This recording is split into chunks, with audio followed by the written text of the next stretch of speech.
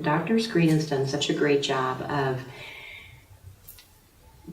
helping us to understand principles, but then also fleshing them out so that it's not just a head knowledge thing, it's a heart knowledge. And I've laughed, I've cried a lot, and I feel like I've grown so much already just in this little bit of time here.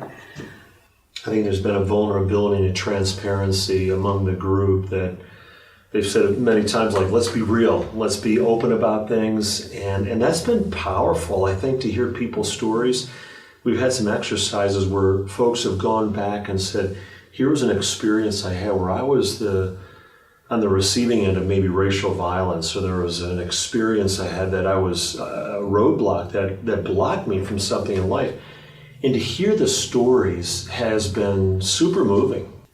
As a church, as followers of Jesus, this is something that together we can work on, bringing reconciliation, showing what does Jesus' love look like in attacking justice issues in our culture, in our country. Someone yesterday called it a beautiful mess. And I thought that was an interesting way to say it, that it'd be easier for us just to avoid the topic altogether, because when you talk about it, it does get messy, but there's something beautiful about saying, this is God's heart, that we have more of a oneness.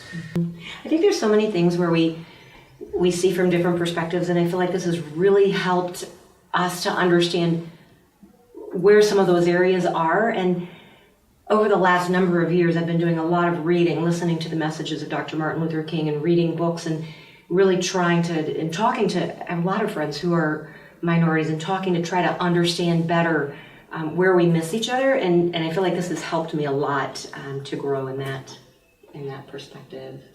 Humility and walking with humility. And Reggie is living those out. I think to see him model that, being transparent, getting passionate, but saying we want this to be not just a time of venting, but a time of expression that leads to further growth. And you can tell that's his heartbeat, that he speaks of what he knows. He has talked about some of his own experiences,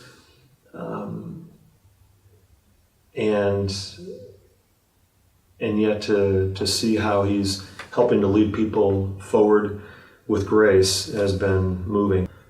Don't do it alone.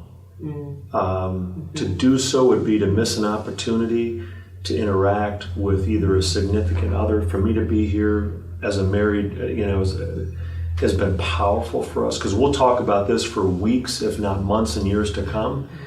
We'll talk with our 5 children about this, but I would say also having some of our colleagues here from Grace Church and also some colleagues in the denomination has been very powerful. So if someone were to consider coming to this conference, and I hope they do, or to visit Memorial, I would say come along with somebody that you have an ongoing relationship with, and you can go deeper and discuss openly what kind of transformation Jesus wants to bring in your life.